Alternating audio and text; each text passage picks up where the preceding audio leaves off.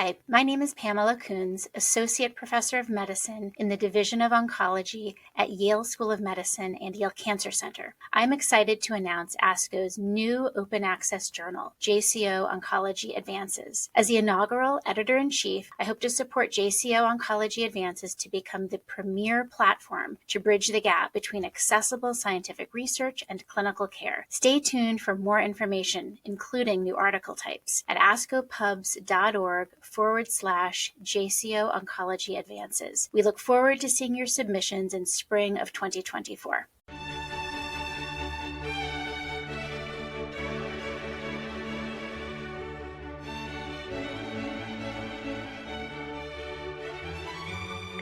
This JCO podcast provides observations and commentary on the JCO article, Biomarker Analyses and Final Overall Survival Results from a Phase 3 randomized open-label first-line study of gefitinib versus carboplatin paclitaxel in clinically selected patients with advanced non-small cell lung cancer in Asia, IPASS, by Masahiro Fukuoka et al. My name is Leisha Sequist, and I am an assistant professor of medicine at Harvard Medical School and a member of the Center for Thoracic Cancers at the Mass General Hospital Cancer Center in Boston, Massachusetts. My oncologic specialty is medical oncology, and I'm going to be recording the podcast for interpretation of the biomarker analysis and final overall survival results from IPASS. This interesting manuscript provides in-depth information about genotype-specific outcomes and mature survival information from the IPASS randomized Phase 3 clinical trial, which was initially published in the New England Journal of Medicine in September 2009. Before discussing the newest data, let me provide some background information.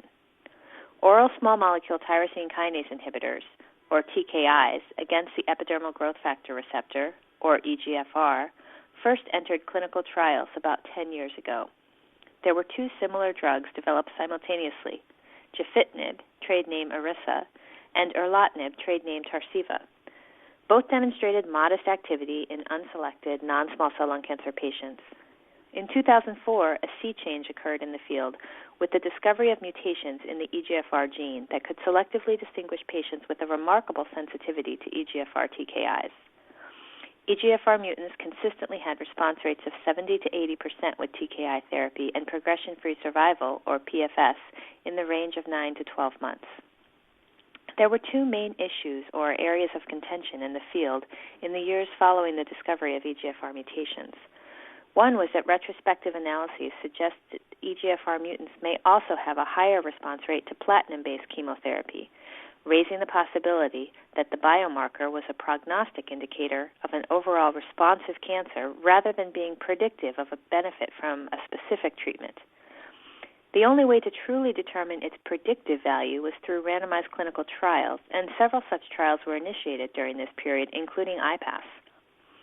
The second concern was testing for EGFR mutations was time-consuming, expensive, and required expertise not available at many smaller hospitals.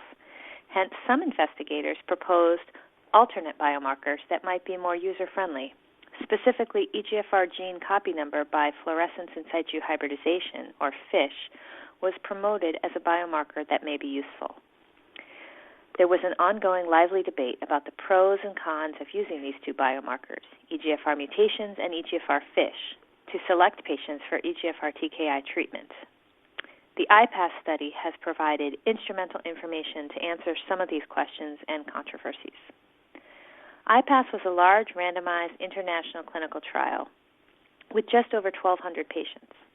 All patients were Asian with newly diagnosed advanced adenocarcinoma, and essentially all patients were never smokers. Less than 5% had a smoking history.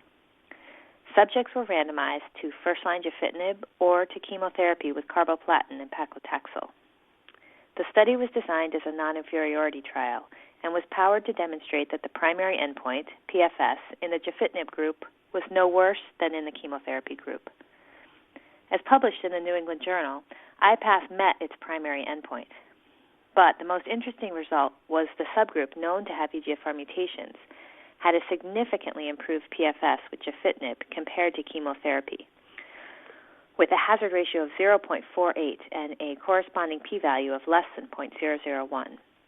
Quality of life and symptom control were also notably improved among the EGFR mutants assigned to gefitinib. Just as importantly, the subgroup known to be EGFR wild type or mutation negative had a significantly worse outcome with the EGFR TKI therapy compared to chemotherapy.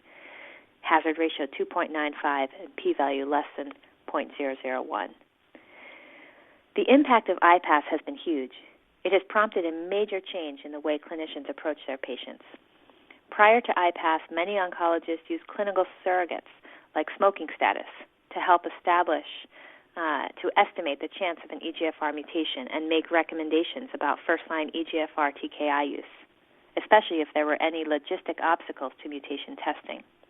In the post-IPASS era, the importance of genotyping for all patients has been underscored.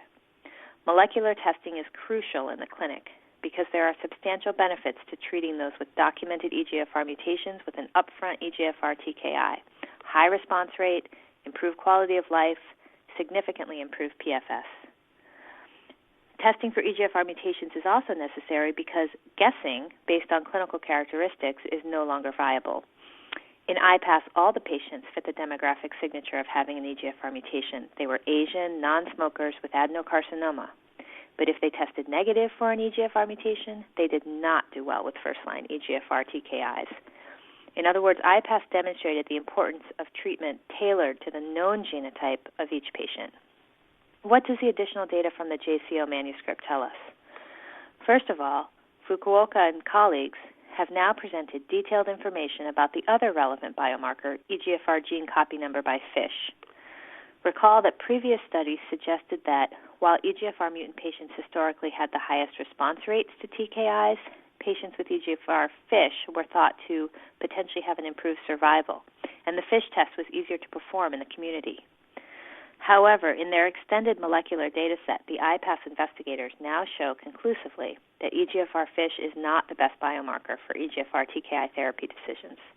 Among IPASS patients with sufficient tissue for analysis, which was 56% of the overall population, there was a high degree of overlap between the two biomarkers.